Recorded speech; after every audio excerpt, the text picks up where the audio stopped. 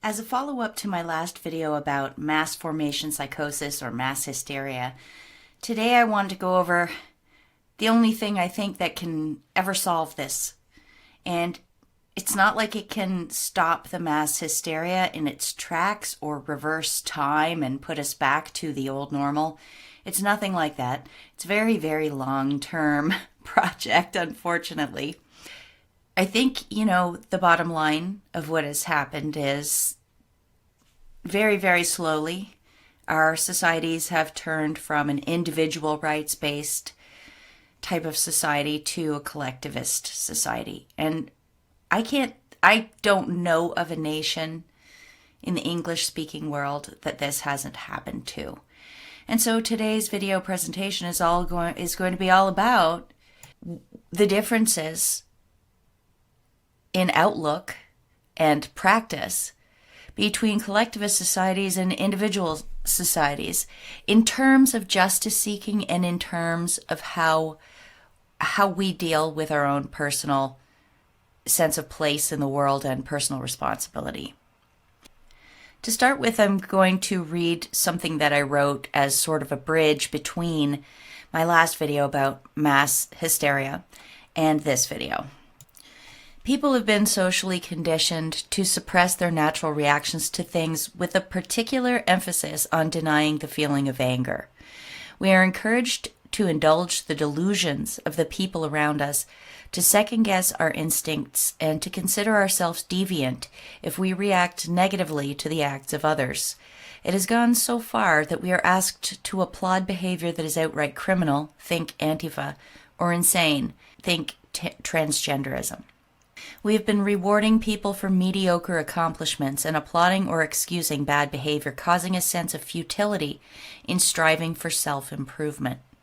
And what I mean by that is people look around and they see that the best efforts are not necessarily being rewarded. Instead, we've got this weird social justice viewpoint on everything now. At the same time, society has encouraged a collectivist approach to self-assessment.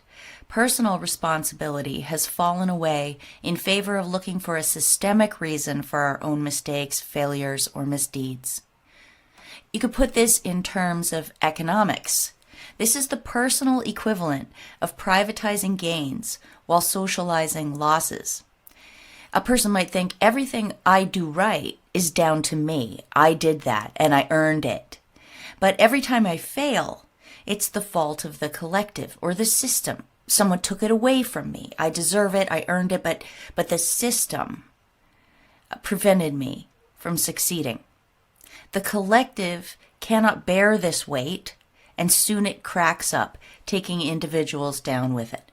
I mean, you remember, too big to fail. Privatizing profits and socializing losses refers to the practice of treating company earnings as the rightful property of the shareholders and company losses as a responsibility that society must shoulder. And that, to me, is very much analogous to how individuals are being raised these days.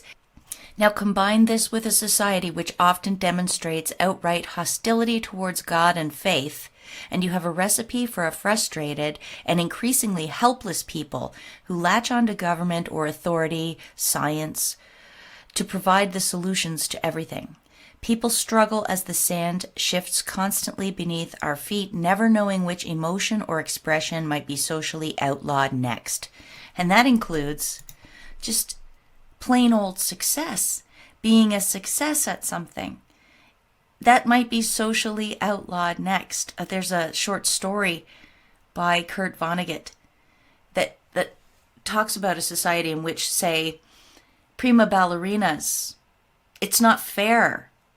They're not average, so they should wear weights on their feet so that they don't dance all that well. That's to make the weaker, poorer dancers feel better. And it goes on and on. You try to equalize everything, and in the end, what you just get is this useless mass. And I think, sorry to say, I think we're there right now.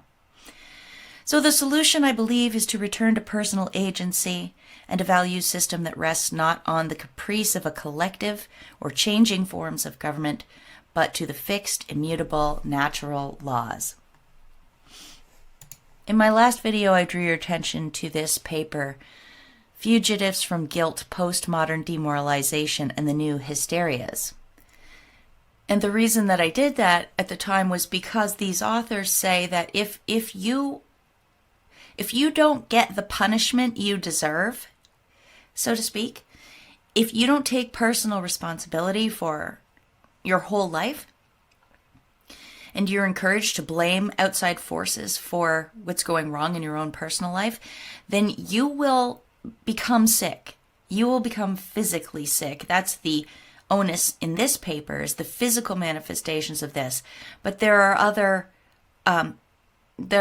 manifestations of this. One of them becoming ripe to be indoctrinated into a cult-like way of thinking. And that was my thesis in my last video about hysteria. That's what's happened to people.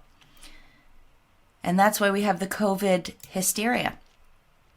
So the title itself here is just so highfalutin and academic that it seems inaccessible to the average person. You know, if you're not a psychology major or a psychologist. And look, I'm not a psychology major or a psychologist, I should say that. So I'm just going to use the words of others to briefly, hopefully, explain what these things are.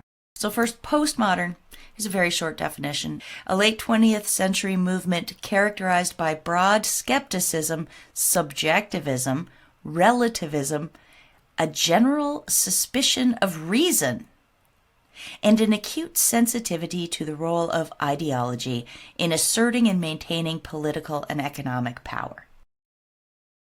Moralization means turning preferences into values and then making those values a socially acceptable form of prejudice if other people don't live up to them. And they give the example here of veganism. Now, some vegans just like to be vegans for their own personal choices, but others have turned it into a moral issue. He says moralization has also happened with behaviors like cigarette smoking and littering. Both were socially acceptable not all that long ago, but now people tend to view them as morally wrong. Thus, they move from behaviors that aren't great choices to behaviors that are bad, to the extent that they can start to tarnish the whole person as bad. So demoralization, if I can extrapolate, is to undo the connection between preferences, value systems, and individual outcomes. Authors of this paper are talking about it in the sense that psychology, psychiatry, and the culture, the postmodern culture, was telling people basically anything goes, don't feel guilty, you did nothing wrong, when they were actually acting out behaviors that were very socially unacceptable. So they viewed it at the time as trying to free people from the bonds of social mores and social values, and perhaps to a limited extent that's useful, but it went way overboard. So the authors of this paper go on to say that there is an unconscious need to be corrected when you know you're going against the grain like that, when you know you've done something wrong. And in the atmosphere where the therapist and all of society and the educational system is telling people, no, you don't have to adhere to morals. Those are just, old-fashioned things based on flawed religion and yada yada. You should be free to be whoever you want to be, to the point where we're now making excuses for pedophiles and other types of crime.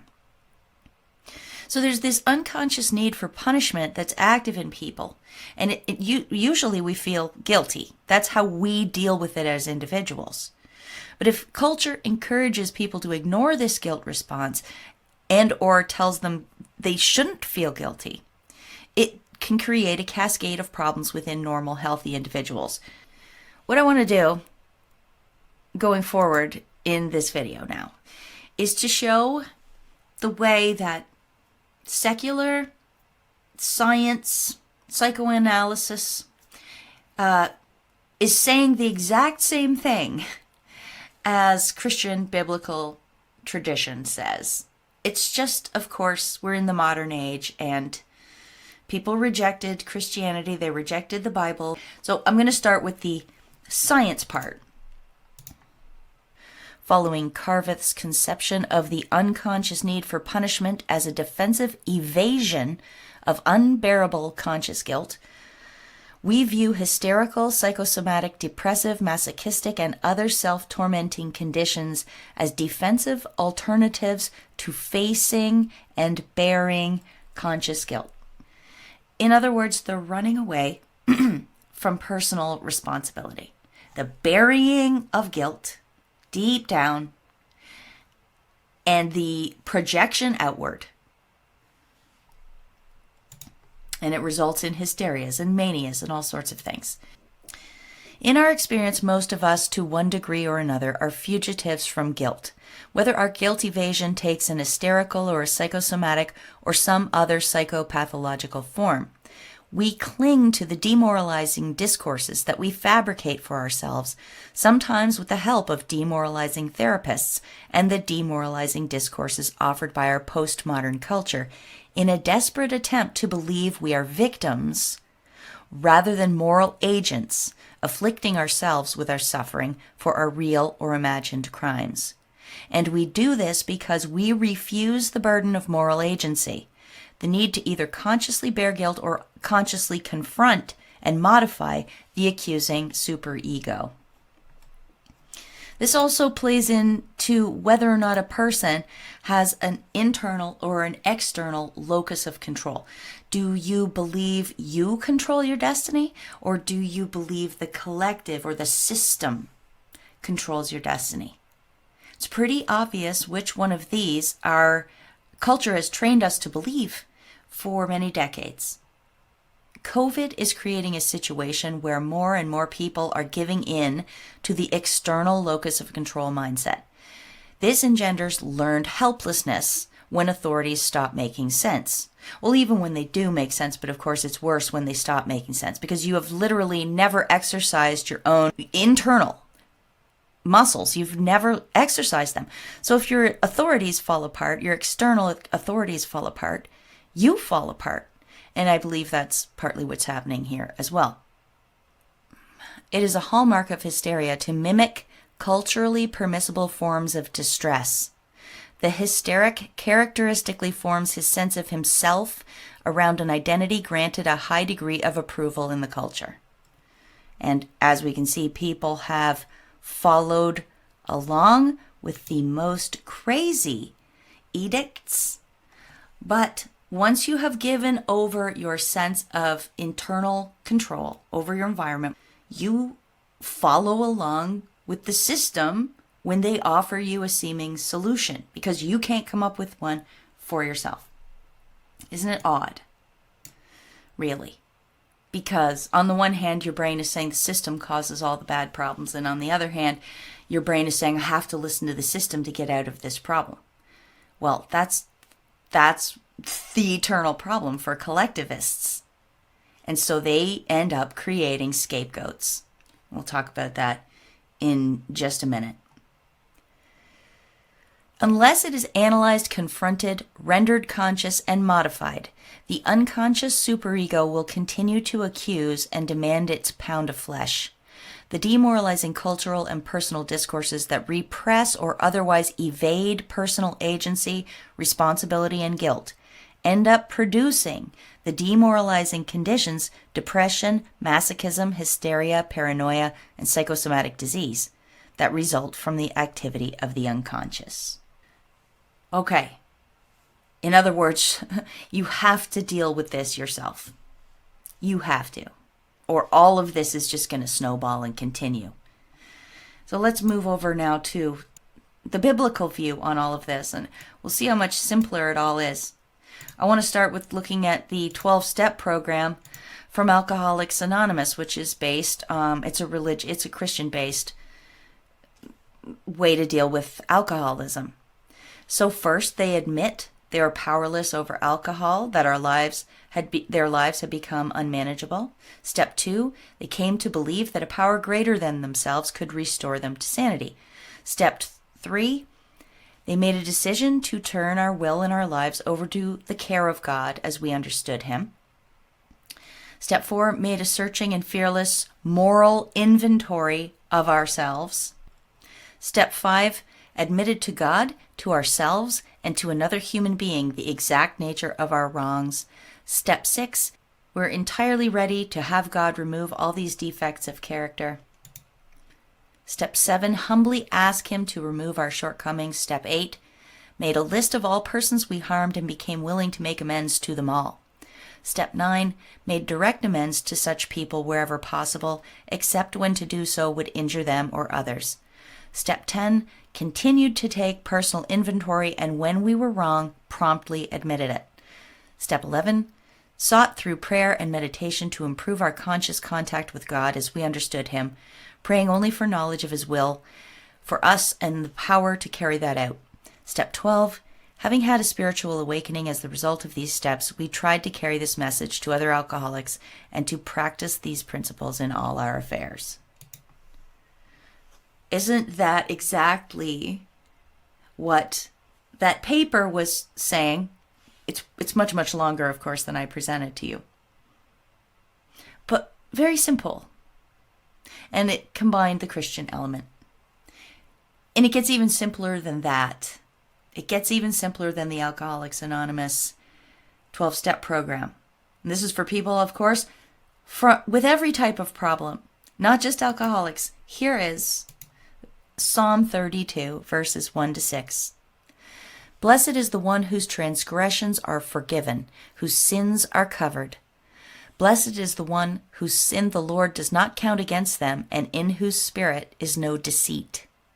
When I kept silent, my bones wasted away through my groaning all day long. For day and night your hand was heavy on me. My strength was sapped as in the heat of summer.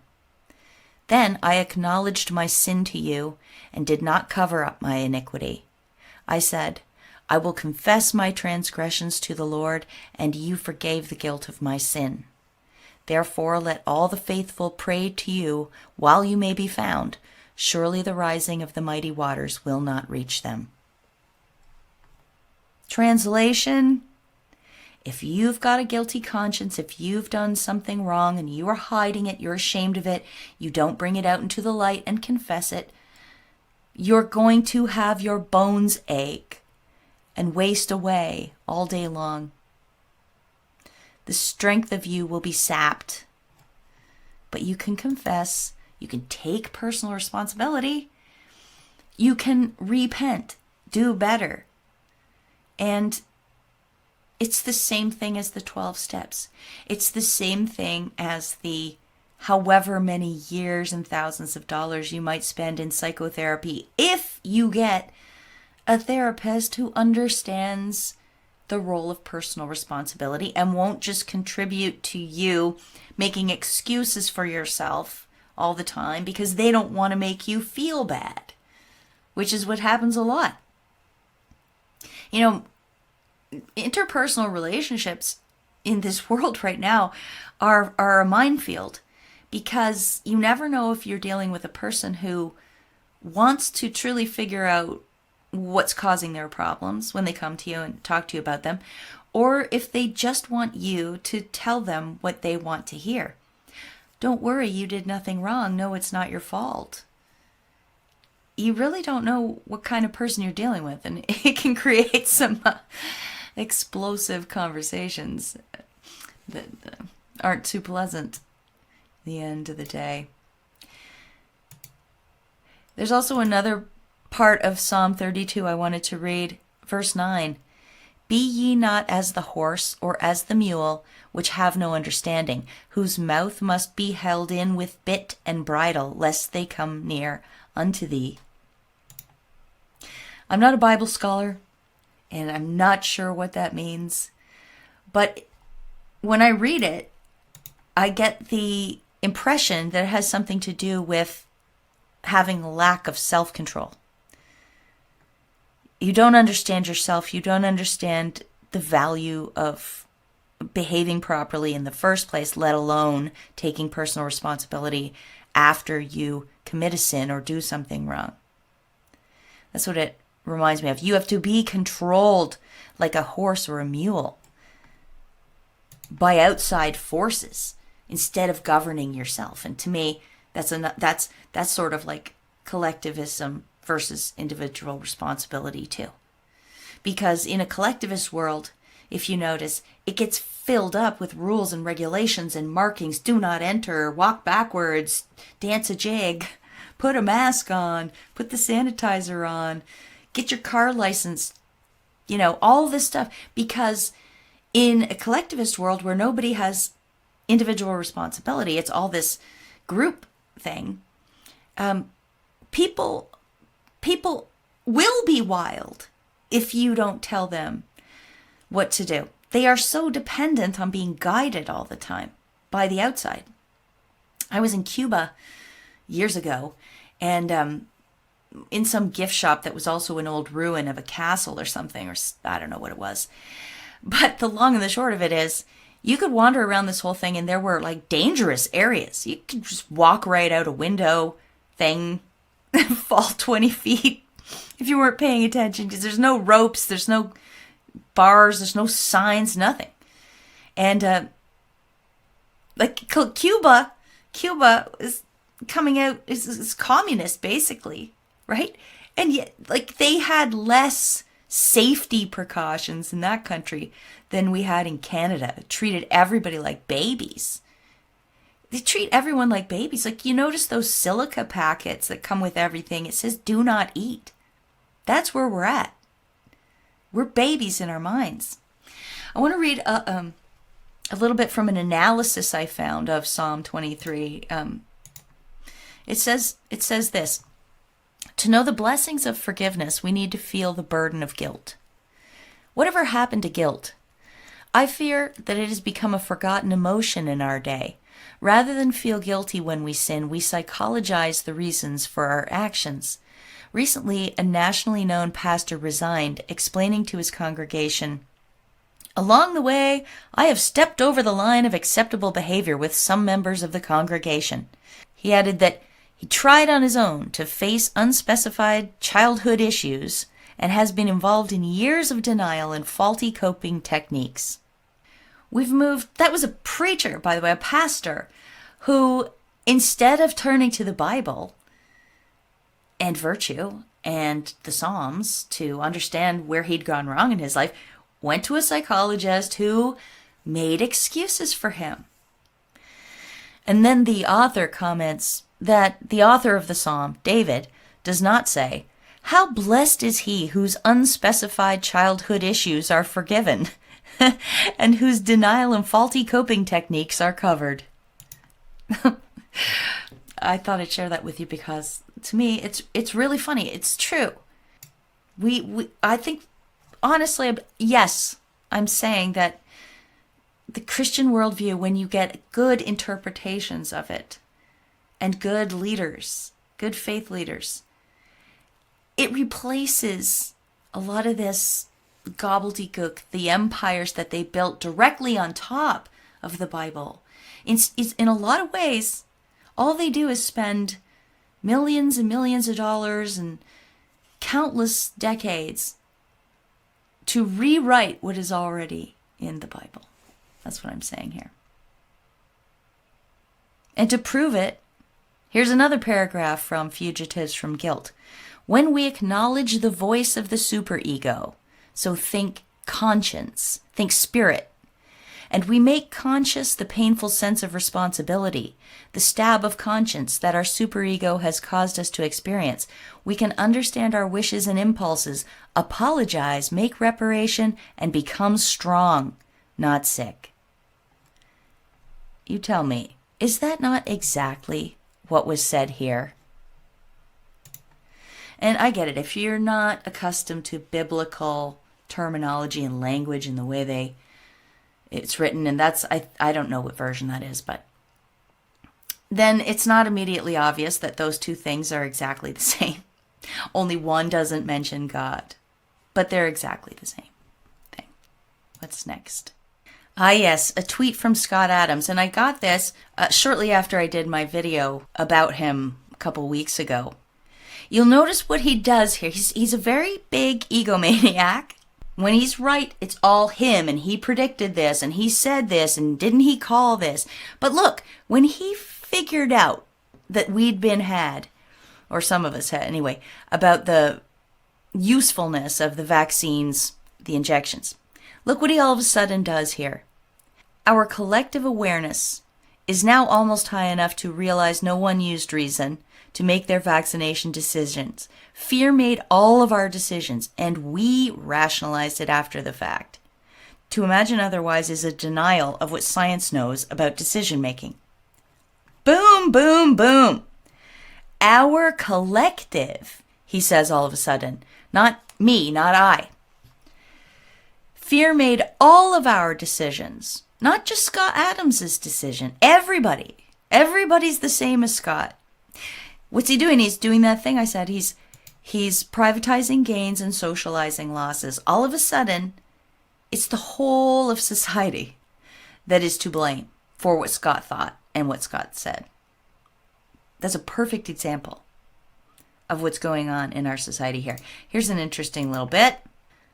The effect of admitting fault versus shifting blame on expectations for others to do the same. And it says, because perceived weakness has the potential to ruin careers and reputations, it comes as no surprise that individuals seek to defend and bolster their self-images and monitor their public appearance. In part, people are reluctant to admit they have failed because of a general desire to avoid negative social evaluation and disapproval from others. Thus, to save face when things go wrong, people will sometimes shift blame away from themselves by bringing attention to external causes and attempting to obscure their role in causing misfortune. This is especially true for individuals in the public eye, like Mr. Scott Adams. I mean, I read that to you, but that's just like obvious. Sometimes. Got the COVID. Sometimes academic journals are just like, duh. Anyway, but maybe some people out there will believe me more because it's written in an academic journal. And here's something else. Norms in collectivist versus individualist societies. This is actually about gender discrimination in the Arab world, fascinatingly enough. And listen to what it says. In general, people in collectivist societies are taught and sometimes pressured through schemes of collective punishment to be obedient, nurturing, interdependent, and cooperative. They are more likely to put the collective goals of their community or their in-group ahead of their personal needs. They think and communicate as groups rather than individuals, and their culture's language does not require the use of I and you. Isn't that amazing and fascinating? What did Scott do immediately? Where's the I in here? We, our, all of us. Scott privatizes gains and collectivizes losses. But more than that, the only reason he's able to do that is because the culture has become already so collective. Do you notice when, if you interact on Twitter or other comment sections, or even sometimes you just read quotes from individuals in public health or the government or social groups, whatever, they speak in the we. My reply usually is to say, who is this we? You and who?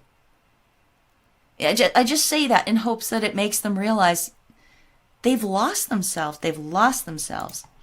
I just want to read a little bit more from this paper.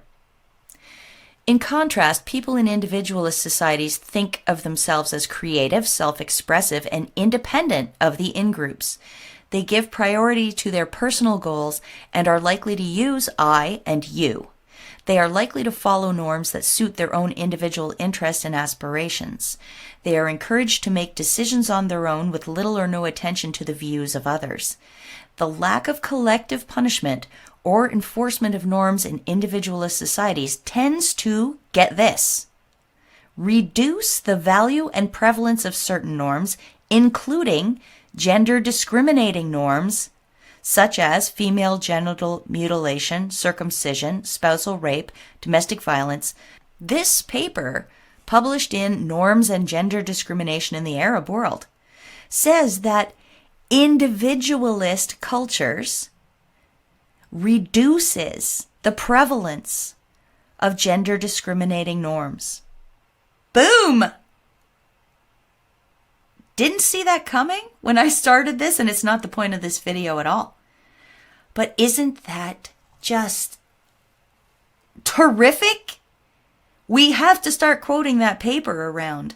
And just anecdotally, when I was a younger woman in grade school and high school, there was so much, I'm not going to say there wasn't racism, okay? But I was at a multicultural school. My husband was too. We happened to grow up in side-by-side towns. We didn't know each other. Pickering and Scarborough, Ontario. And you can ask anybody. These are culturally diverse places and have been for a long time. And I'm telling you, it just wasn't an issue at all. All the kids just played with each other. And it was so not an issue that the cultural nicknames for like white people or brown people of different backgrounds or whatever, they were just used mostly by the guys. I didn't say them, wasn't my thing, but they would call each other these things all the time, and it was just funny. It really was, and they were all best buddies. Anyway, I digress. All I'm saying is, as society has gotten more collectivist, the emphasis on race and sexual orientation and gender has just gone crazy off the charts. It's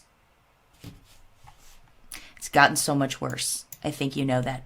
And now we're going to move on to scapegoating. How does scapegoating fit into all of this? Well, first, you know what scapegoating is? It's from Jewish religion, Old Testament, Christian religion too, where they're a collectivist group, and every so often they had to expunge the sins of the whole community. So instead of holding individuals responsible, they would put all the sins onto the goat and then kill one of the goats and send the other goat out into the forest wandering. Or sometimes they just killed the goat. That's the origin of it. But of course, it has human implications too, and it's kind of the same. When a group system goes wrong, it's too hard to fix the group. It's too hard to take down the system and rejig the whole system. So generally, they just pick a target and make that person bear the brunt of everything. Anything that goes wrong in the family, anything that goes wrong in the business, anything that goes wrong, now we're to the point of the whole of society. They're going to just pick a target and ruin their lives or put them in jail. How long before it's worse than that? I don't know. In this article from the Swiss National Museum from 2019, there's an article called Scapegoat, and it says, whether in prehistoric times, in the Middle Ages, or today, society needs a scapegoat. By channeling its aggression onto a single victim, a community strengthens its cohesion. What? Like, when I read that, I thought, well, it sounds like they're advocating for this, or just saying, well, it's just normal. I mean, what are you going to do? That's how we are. And in the little article, it talks about a recruit getting symbolically stoned by the rest of his comrades while being filmed on a mobile phone. And it explains that this was just the way they dealt with the collective. Instead of fixing anything, they picked this guy as a scapegoat in order to strengthen the cohesion of the Air Force. Was it the Air Force? Yeah, the Swiss Air Defense Forces Cadet School. They scapegoated a guy by throwing rocks at him. And it would have just gone under the radar. The scapegoat didn't say anything. They often don't, because they fear more retribution. But I guess somebody's dad found the video on the phone and reported it. And I want to make some comments. When something goes wrong, people look around for who or what is responsible. You could call this blame, but it's often simply the first step in an effort to putting things right. I mean, it is just the logical first step. Something goes wrong, you're like, why did this happen? But when society has collaborated to hide the true origins of the problem, the angst just doesn't disappear. It is transferred. It has to be transferred somewhere. People still need to find the source of the problem. When it's hidden, they choose a scapegoat. Similarly, when an individual is not corrected for their own bad behavior, they begin to develop a warped psychology because that same urge to put things right is going to be inside the individual person. So they can become hysterical. They can be desperately looking to assign blame for the sorry state they're in. And they can also scapegoat. They can also self-harm. That's another big one here, is they will start to punish themselves when, instead of coping with it properly and admitting it, they're going to start addictive behavior, self-harming behavior, and self-sabotage. Or they could be collected basically by educational institutions or NGOs or the entertainment media complex, and all that free-floating aggression can be targeted to the system or to an out-group. This is what happens over and over, and it's sort of the foundation of Matthias Desmet's mass formation psychosis. Since a system can't be punished, individual tributes are chosen almost at random to pay the price. Hunger Games. Tributes. Right? I'm trying to wrap up. This paper, Why We Sometimes Punish the Innocent, the Role of Group Entitativity in Collective Punishment. Group entitativity is the extent to which a group or collective is considered by others to be a real entity, having unity, coherence, and internal organization rather than a set of independent individuals. And that is what they're doing and have been doing all through Trump's presidency and probably even a little before. They're trying to create a group that seems real, like seems to be one cohesive unit. And therefore, they'll scapegoat that group. That's what our leaders are doing right now with terms, and the media, of course, and education systems and talking heads, and some of our family have been hypnotized into this already. They're calling people anti-maskers, anti-vaxxers, conspiracy theorists, right-wing, science deniers, misogynists, climate deniers, and on it goes. They're lumping all of this in one basket to create group entitativity. Am I saying that right? Entitativity, yes. Once they've created this group, they can use us for the collective punishment. Group entitativity might increase support for such collective punishment because members of highly entitative groups are perceived as similar and interchangeable. See, they have to get over the hurdle of collective punishment generally considered to be unfair. We generally consider that not to be a good thing to do. And scapegoating is probably bad too. But if they create the group and then focus all of society's anxieties on it, scapegoat them, well, they will ritually slaughter us or send us off into the woods, never to return, heaped with all of the sins of the whole community. And in my last video, I covered how Justin Trudeau was starting to do that more and more. With the unvaccinated, he's lumping them in with misogynists and racists, really bizarrely. But he's not the only one. Here's something that came out today from Brownstone. In the United States, President Joe Biden's September 9th press conference announced sweeping vaccine mandates. He expressed that, quote, many of us are frustrated with unvaccinated persons. Biden claimed there's a, quote, pandemic of the unvaccinated, and it was caused by the 80 million Americans who have failed to get the shot. He says that group is, quote, keeping us from turning the corner. And, quote, we cannot allow these actions to stand in the way of protecting the large majority of Americans who've done their part and want to get back to life as normal.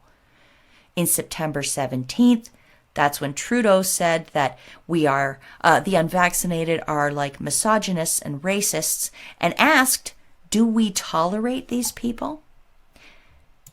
He also, and I'm not sure if it was on the same appearance or later, he also said that the unvaccinated take up room. That's very deep, dark. And Macron just did the same thing too. I won't read it to you, but he did almost exactly what Trudeau did and Biden did. The author at the Brownstone Institute says that they are employing the practices of othering. Here we go again.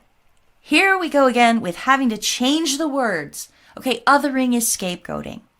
Sometimes I think they do this on purpose so that we can't have a continuous arc of commentary on these issues. People get confused by the different words. So yeah, they created the majority in group, and they used the we, us words. There that is again. Collectivism, scapegoating. They cast blame for government pandemic policies on that othered group, the scapegoated group, keeping us from turning the corner. They used words to signal to the in-group that they should be angry at the scapegoats. Many of us are frustrated. I really want to piss them off. That was Macron. Trudeau and Macron specifically used labels that devalued these other groups: misogynist, racist, enemies, non-citizens. And most worryingly, Macron and Trudeau questioned whether and how to eliminate this othered group. Do we tolerate these people, and how do we reduce that minority? So, I hope all of this is coming together in a cohesive way. From what I said, my thesis was that the only way out of this mass hysteria is to rebuild the sense of individual responsibility. I say, you can do it through therapy and self-examination, but in that case, you have to make sure that you're not dealing with one of these postmodern experts who's just going to direct you away from admitting your own role in your problems and steer you back into the collective. Or you don't risk that so much if you take a biblical approach to this, much like the Alcoholics Anonymous 12-step approach. But what to do if you're not an alcoholic? You can still go through those steps as a guide. I don't think that the people currently in the mass hysterical mob are going to be able to do that. But what I do think is there's enough of us out here that once we fully do that, and if you take the time, I think honestly, if you take the time to understand how this works in a culture, you will be more accepting of letting go of the old normal because it really wasn't working very well. And you will be more excited about the concept of building the parallel society. Because I think you'll see, A, you're capable. B, those are the types of people you want to be around. And C, it will make you feel strong enough to be able to do it. That you've got to break away from the sickness first before you can get well. And right now, our culture is so collective that anything you try to do within it is just going to keep you sick in one way or another. So, I don't know. I hope that was enlightening and interesting and maybe somehow eye-opening, or gave you some breadcrumbs that you will follow. For right now, how can we put this into practice? Because we can. I think Denis Rancourt on Twitter said it really well. He said, "To all those who say we need mass resistance, I say we need individual non-compliance. Plus, that is something you actually control. Stop being a social theorist and actually join the resistance." Yes, because realistically, mass resistance is an illusion. It only comes into being when self-actualized people with personal responsibility and agency, their own agency, act. One by one, by one, by one, we build the mass resistance, but it can't start as a mass. It can't. It has to start with you. So get out there. Take the mask off. That's the first, easiest thing to do.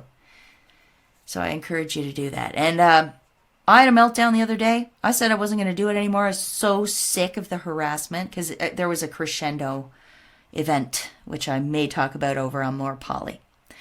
So I had a bit of a 12-hour temper tantrum, meltdown, anxiety attack. But I got over it. Not wearing the mask.